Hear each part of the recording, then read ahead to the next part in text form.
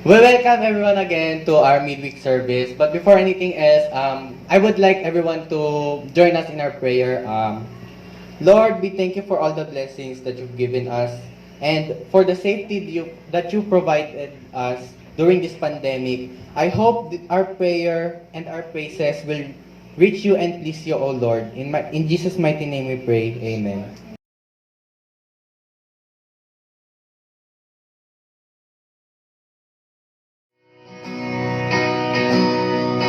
I searched the world,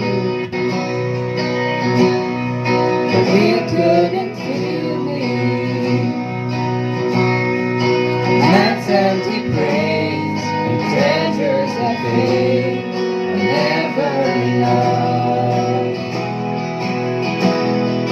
Then you came along and put me back together. Every desire is now satisfied here in the love. Oh, there's nothing better than you. Oh, there's nothing better than you. Oh, there's nothing. Nothing is better than you.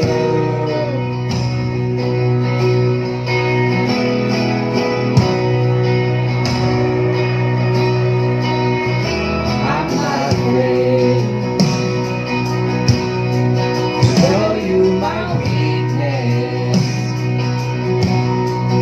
failures and flaws. Lord, you see all. You still be friends. God of the mountains, the God of the valley. There's not a place for mercy and grace like you did. Oh, there's nothing better than you. Oh, there's nothing better than you. Oh, there's nothing. Nothing is better than you. Oh, there's nothing better than you. Oh, there's nothing better than you. Oh, there's nothing. Nothing is better than you.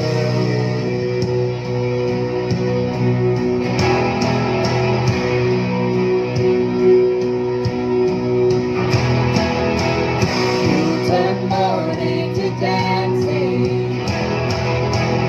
You give beauty for ashes.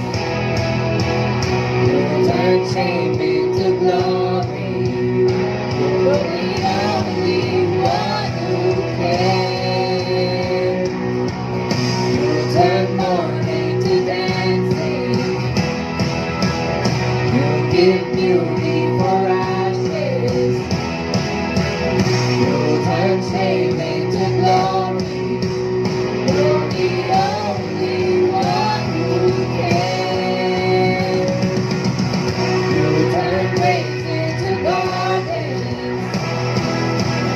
You turn bones into armies. You turn seas into highways. You're the only one who can. You're the only one who can. Oh, there's nothing better than you.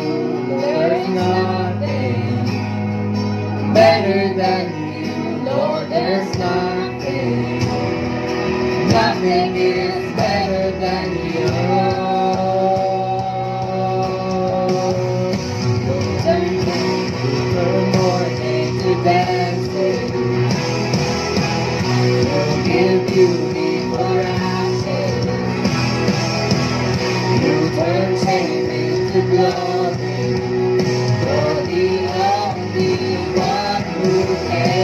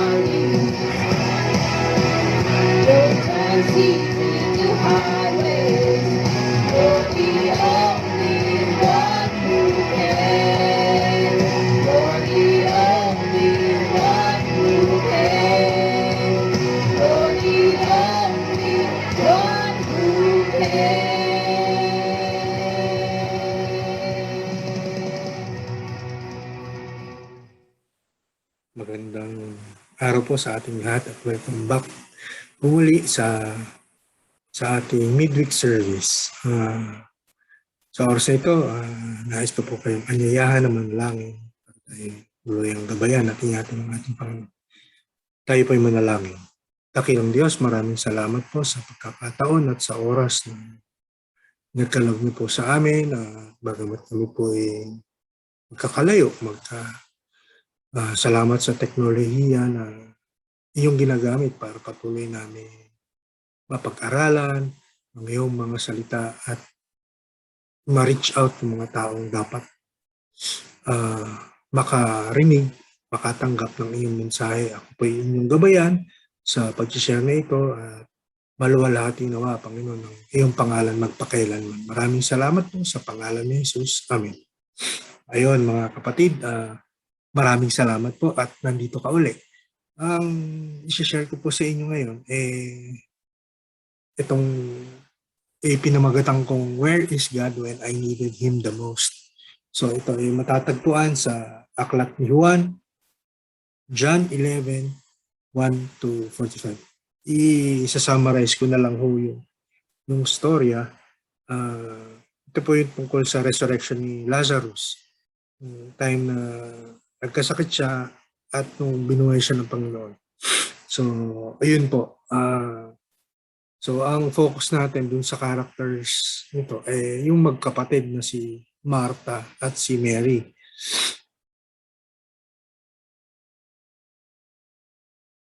So, ano nga ba ang ini-expect natin sa Panginoon during times of trouble? Ano, di ba? We always expect natural state or being ng tao, gawin siya, sasagutin siya ng Panginoon. Prayers. Yung pangalawa ho, does he work his miracle based on what I expect of him to do? Parang iniisip natin kung paano natin siya na-perceive, paano natin naisip, ganun gagawin ng Panginoon. Does he base his time on my time doon sa pagsagot ng Panginoon, sa pag-answer ng prayer? According to his time, according to my time ba niya sasagutin? Madalas, hindi po itong sinasabi ko. Pero mayroong pagkakataon na on the right timing, kung ano yung pinray mo, siya yung susagot, kung paano mo siya inisip, sinagot ng Panginoon, ganun. At kung kailan kailangan, may ganun po, mayroong timing. Pero sa pagkakataong ito, dun sa storya ho, hindi po ganito. Hindi po based dun sa pag-iisip ng katulad natin na isang Kristiyano, believer, na dumadaan sa paghihirap or dun sa troubled times, sa pagsubok na kinaharap natin. Most often, hindi ganun. Hindi based dun sa paano natin nakikita o paano dapat gumagawa ang Panginoon. So, himayin po natin isa't isa. Expect God to answer our prayer. Sabi ng salita ng Diyos, when you pray, you expect something. So, dito sa storya na to, ito po yun, sa John 11:3. So the sisters sent word to him. So, sa Bethany po yung magkakapatid sa friend. Ito yung storya, friend nila si Jesus, close friend nila si Jesus. So, sa Judea ata ang Panginoon nito. So, parang ang sinasabi, nag-pray sila, nagpadala sila ng mensahe sa Panginoon. May sakit si Lazaro. Sabi pa nga, may palabok pa yung salita, Lord, behold, he whom you love is sick. So, nag-send sila ng word sa Panginoon through in relation, prayer. Nag-pray sila na Lord, may sakit po yung kapatid namin na yung mahal. May sakit siya.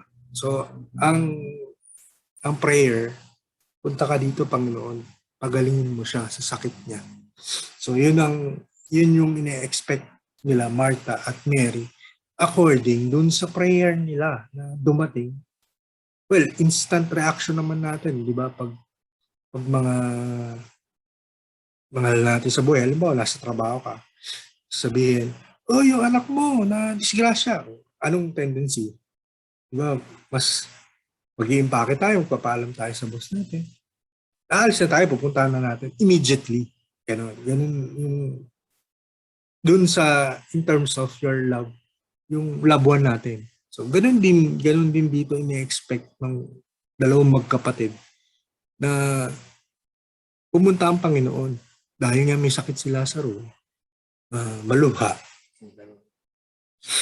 Life-death situation. Parang ganun yung binabanggit nila Martha and Mary kay Jesus. So, we always expect na may outcome as we pray to God. Siyempre, kasi nga, when you pray, paniwalaan mo na na-receive mo na siya. So, nagkakamali lang tayo dun sa set na expectation na paano natin marireceive yung answered prayer. So, yun po. So, pangalawa po, we expect Him to do things based on mindset we have. So, we perceive kung paano tayo tutulungan ng Diyos eh. So, ganun din si Martha and Mary. So, John 11:21. So, Martha, dumating na si Lord dun sa lugar nila. Sabi, Martha then said to Jesus, Lord, if you had been here, my brother would not have died. So, Lord, kung dumating ka lang, nasisip ang Panginoon. Lord, kung dumating ka lang kaagad, di sana namatay yung kapatid ko. Yun yung banggit ni Martha sa Panginoon. Martha said to him, I know that he will rise again. Eh, nag-uusap na ho sila eh. Sabi ng Panginoon na mabubuhay yung kapatid mo. Sabi naman ni Martha, opo, alam ko po, mabubuhay siya. Sa Resurrection Day na, sabi niya nun. So, ito, kinakahon sa pagkakataon ito, naka-box or yung sa kabayo, nakatapao, yung may nakaganon yung sight ni Martha, hindi niya nakikita yung peripherals niya na ang Diyos, gumagawa, not based on what paano natin na-perceive na tayo tutulungan ng Panginoon. Paano siya gagalaw, paano niya ayusin yung problema mo. Hindi, kumbaga tayo bilang tao, doon tayo nakafocus. Doon tayo, ito kailangan ko, ganitong tulong ang kailangan ko, ganito gagawin ng Diyos. Ganun natin madalas.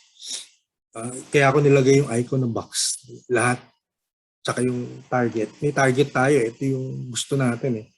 Pero, nakakahon kung paano gagawin, kung paano ma-attain yung mga bagay na gusto nating maabot or yung hinihiling natin sa Panginoon, pinagdadasal natin sa Kanya.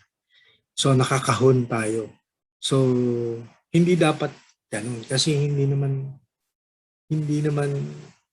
natin alam ang paraan ng Panginoon eh. So, sa mga panahon na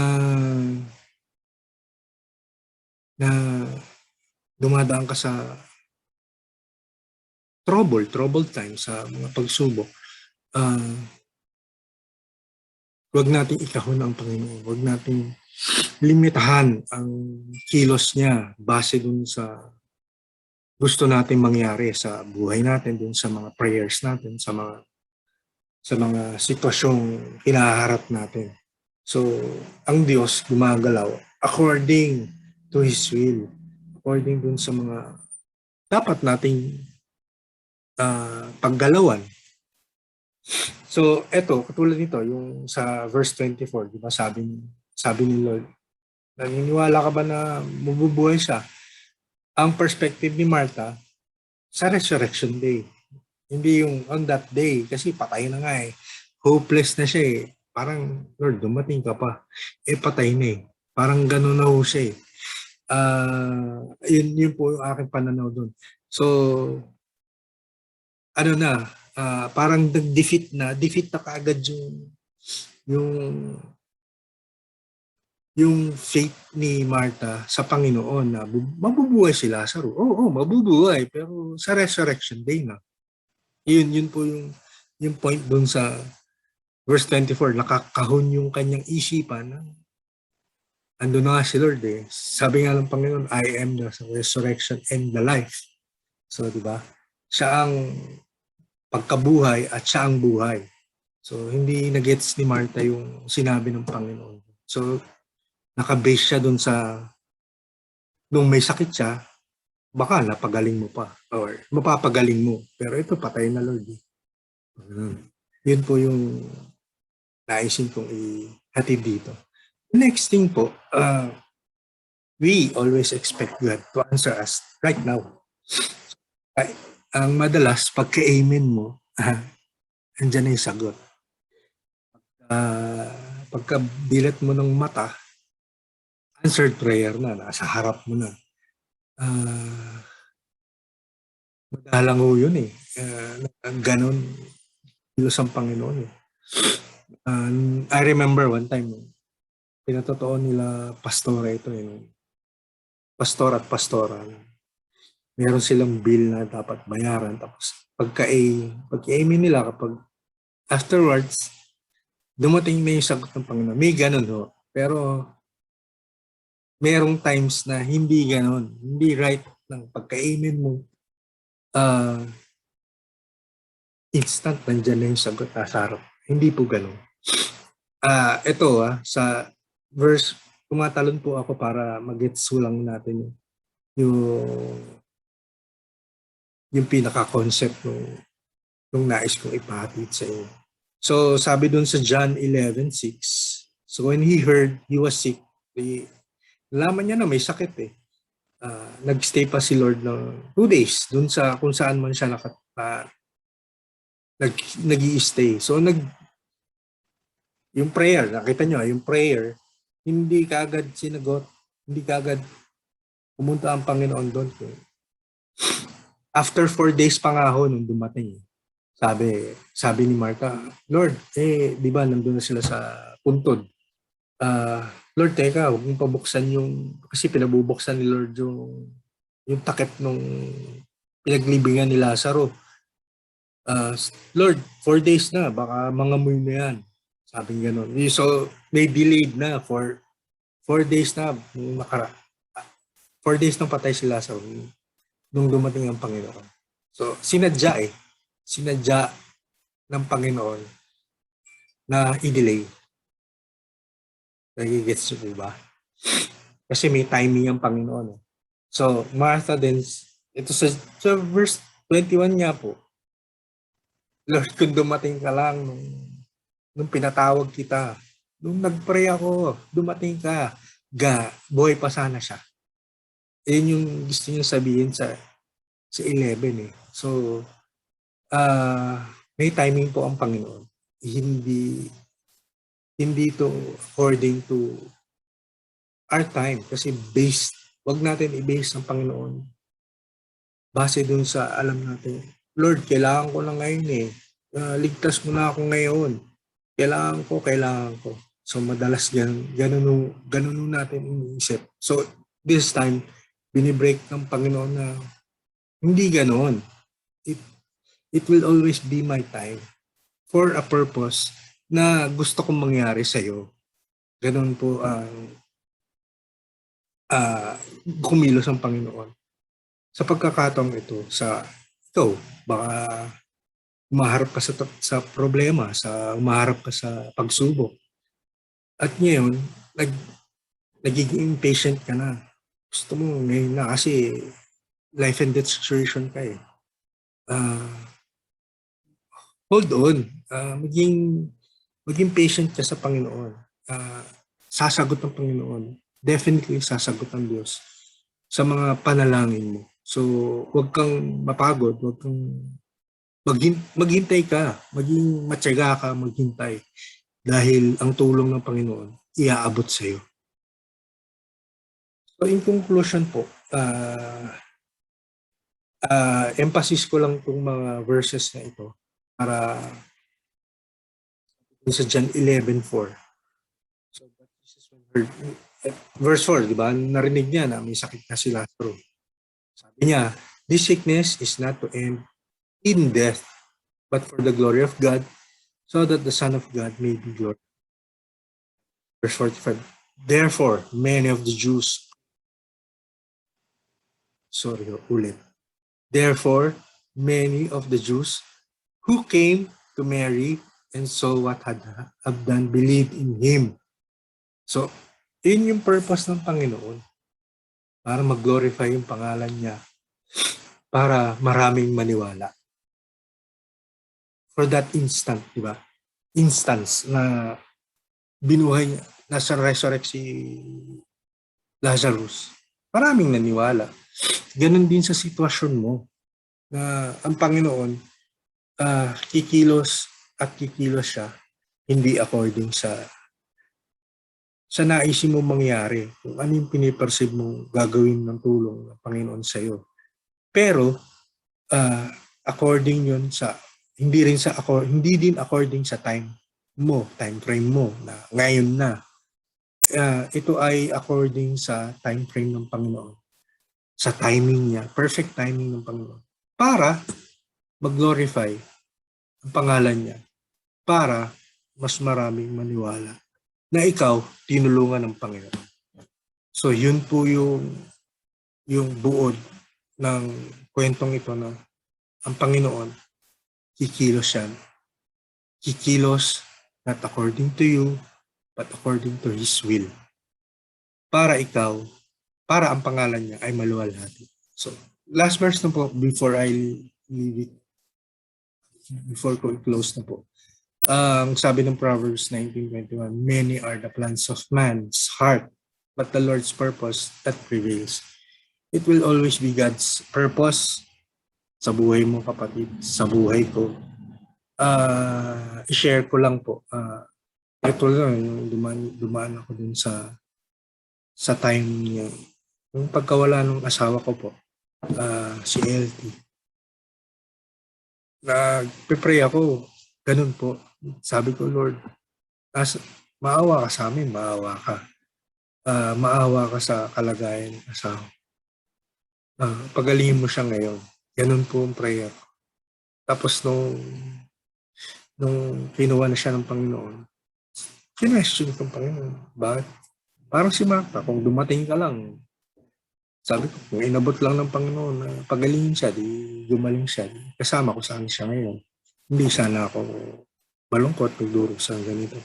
Sabi ko, nasaan ang awa? Asan ang awa mo, Panginoon? Ngayon, for now, hindi ko po nare-realize yung plan ng Panginoon, pero I believe na may plan siya. Ba't nangyari yun? Pero yung tinatanong kung nasaan ang awa niya, nandun pala yung awa ng Panginoon dun sa sitwasyon, sa mga bagay na pinagdadaanan ko. At almost a year na po. Almost a year na passing away nag-pass away si LT. Ito, nandito po ako sa harap niyo, nag-share pa sa kabutihan ng Panginoon, nag-share ng kabaitan niya. Alam ko na may plano siya sa buhay namin. Inaayos niya yung sitwasyon around me during that time na magulo. Inayos ng Panginoon yun. Nandun yung awa ng Panginoon. Sinagot niya ako na yung awa niya nandun sa amin, sa aming pamilya, sa aming sitwasyon na hindi niya kami iniwan, hindi niya kami pinababayaan. So, ayun po. Kung ikaw dumadaan sa pagsubok, akala mo hindi ka naririnig ng Panginoon, nagkakamali ka. Andyan siya para tumulong. Buksan mo lang yung isip mo at yung mata mo para makita mo kung paano niya inaayos yung mga bagay-bagay. So, maraming salamat po. God bless po sa ating lahat.